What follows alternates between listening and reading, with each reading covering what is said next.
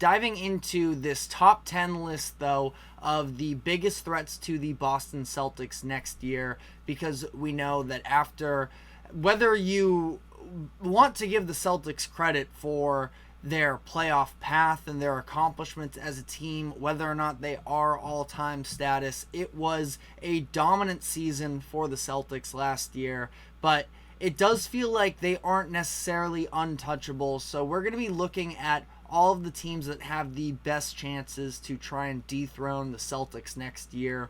Number 10, I have the Dallas Mavericks. Now, there's definitely going to be a little bit of a theme in this list that teams in the Eastern Conference, just based off of the playoff format, are going to be a bigger threat to the Celtics than those in the West. So I wanted to include the Dallas Mavericks, who of course the Celtics had to defeat in order to win the 2024 NBA championship. But I do think that the Celtics are just a better team than the Mavericks. They were last year, even with some of the moves that the Mavericks have made so far early in free agency. I still feel that way. So I think that they are in consideration, as they will be, for just winning the finals outright, aside from the Boston Celtics. But again, being in the Western Conference, being that they have a lot of teams they have to worry about themselves to get through, and then ultimately, I just don't know if they are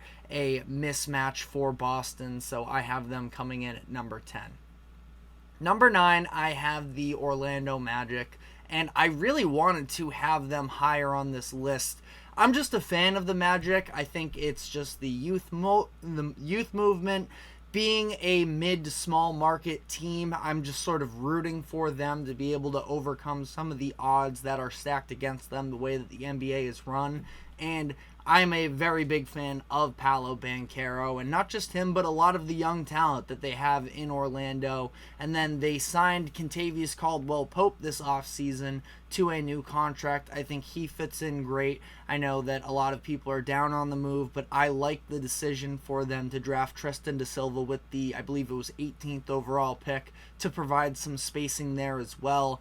And the Magic are a team that ultimately, when I had to take a step back, the chances that they were going to defeat the Celtics in a potential playoff series, the Magic still need to have their sort of emergence into the playoffs. They at least made it last year, pushed the Cavaliers to 7, but I think they are probably one more sort of run into the playoffs is what they need before they're able to be put in any world next to the top contenders in the league. And so ultimately, given all that, I put them at 9th, but I do feel like the Magic on any given night can be one of the toughest matchups for the Celtics based off of their defense and their switchability on that end of the floor as well. You just also know when it comes to the Magic, there is a lot to be proven in terms of the reliability of their offense. So that's ultimately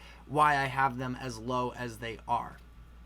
Number 8, I have the Cleveland Cavaliers. So, yes, they just went out and re-signed Donovan Mitchell to a new contract extension, and the Cavaliers are feeling good about themselves, but I still have my doubts in terms of what the identity of this team is. Obviously, it runs through Donovan Mitchell, but what are they going to be excellent at? And I just don't know if there is, one blanket statement of they are really good at this. They're a really talented roster is kind of what I see them as, but I just don't know about the fits with one another. So I have them lower than I was really expecting to in this list as well, because number 7, right above them, I have the Indiana Pacers, because I at least feel better about knowing what the Pacers are going to bring on a night-to-night basis in terms of a fast pace that is able to catch older or less athletic teams off guard, an elite offense, and I just think that that's something the Pacers could at least lean on, that they would pose a different type of threat to the Celtics than a lot of these other teams, including the Cleveland Cavaliers, probably could. And granted, the Cavs won a game against the Celtics last year, and that was even with Donovan Mitchell missing a couple games, but I still think that the Pacers ultimately played them tougher on a consistent basis, even when they did lose Tyrese Halliburton for those last 2 games. So really, this 10-7 stretch here I view as more of the long shots, but teams that do deserve recognition for being very talented and could provide tough outs to the Celtics. Now, I have a little bit of a different tier here for these next 2 teams, which is good competition, but in the Western Conference, so not exactly in the way of the Boston Celtics. Number 6, I have the Oklahoma City Thunder, where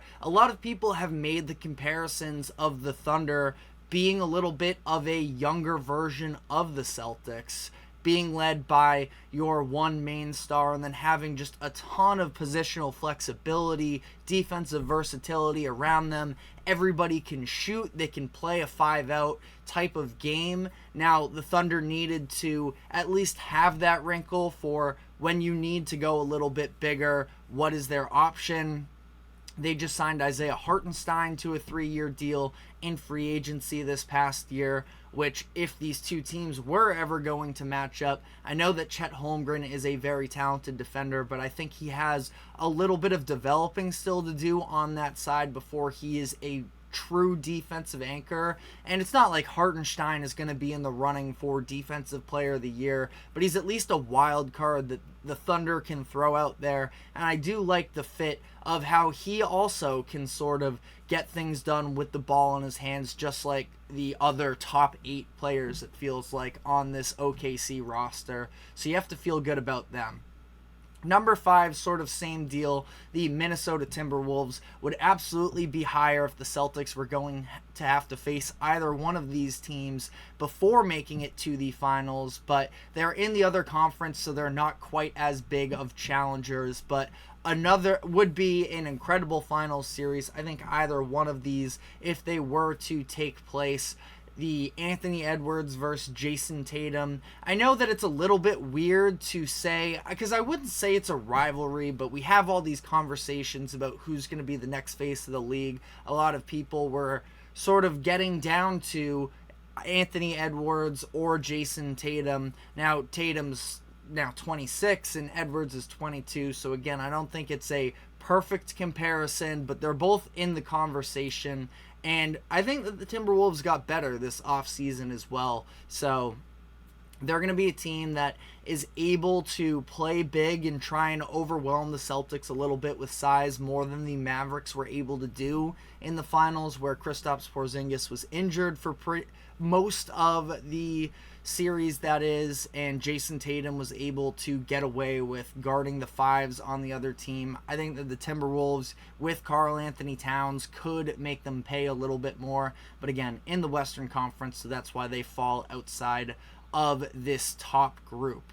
Now, moving on to these next couple teams here, I would say that the Celtics would definitely be favored, but could be a close Eastern Conference Finals series. Number 4, I have the Milwaukee Bucks. And the Bucks are a team that we're going to be talking about shortly here in the show that, yes, their offseason has been a little bit underwhelming, but I'm still not ready to fully turn the page on a team led by a top 2 player in the league when healthy in Giannis Antetokounmpo. And I know that I believe that Giannis is going to be healthy from here on out.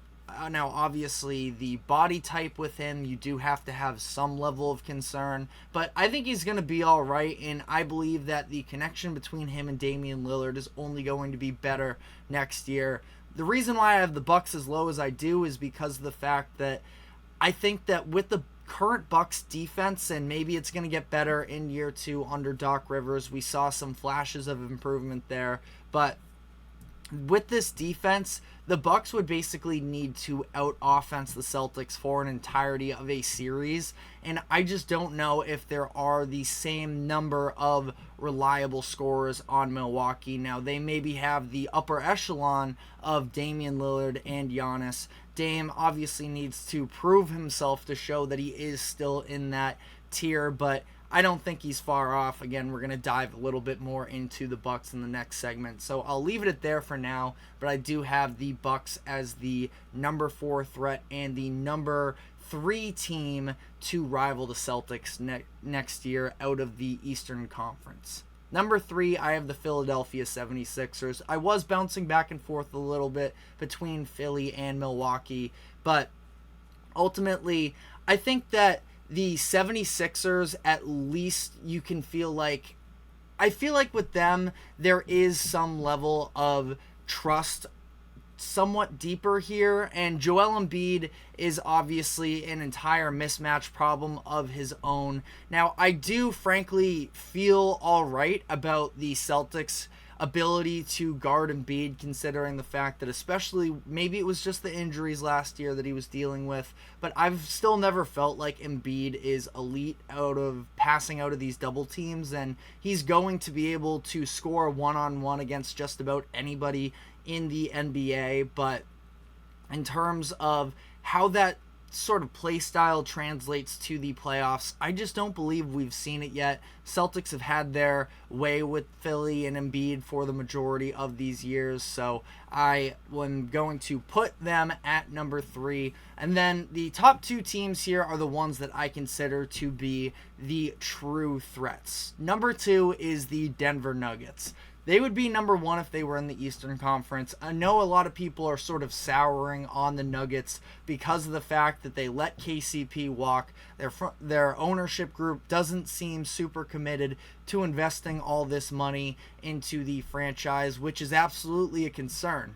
But when I look at the Nuggets, I look at them having the number 1 mismatch for the Celtics in the entire NBA. And you're looking at them, if you're watching us on screen here, this is Nikola Jokic, and the fact that there is just no answers that the Celtics have for Jokic. We saw that in their regular season games this past year, and I'm not really sure what the answer is. Now, you get to a 7-game series.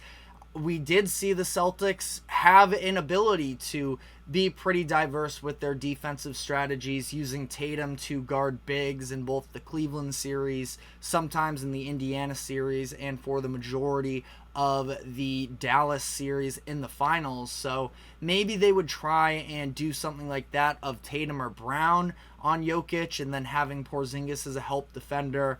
I don't know. I think that that's something that probably don't have to worry about entirely until a playoff series were to come, but I think it would take multiple games for the Celtics to even come up with some strategy to be able to slow this down, and by the time they do, it might be too late. So that is the Nuggets at number 2, and then number 1 is the New York Knicks. And listen, I'm not one who typically buys into the off-season buzz of these big market teams when the media is sort of throwing parades for winning the off-season, but I do believe that the Knicks are the second best team in the Eastern Conference behind the Celtics, and their ability to go out and get Mikal Bridges is going to be, I think, a really fun defense to watch next year, and they were this past season as well, but just adding that much more versatility on the wings, you can, obviously in the NBA, it's all about switches and such, and we see that time and time again.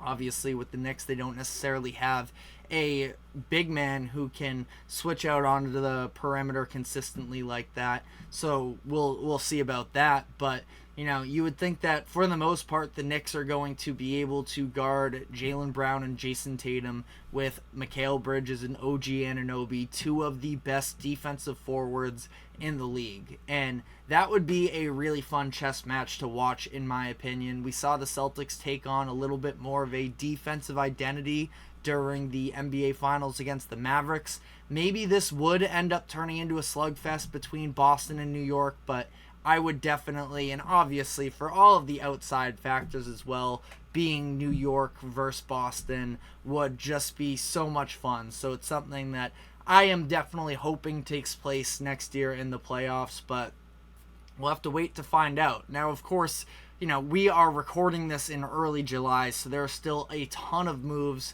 set to take place until then that could impact this ranking, but never too early, right? After all of the initial buzz of the offseason.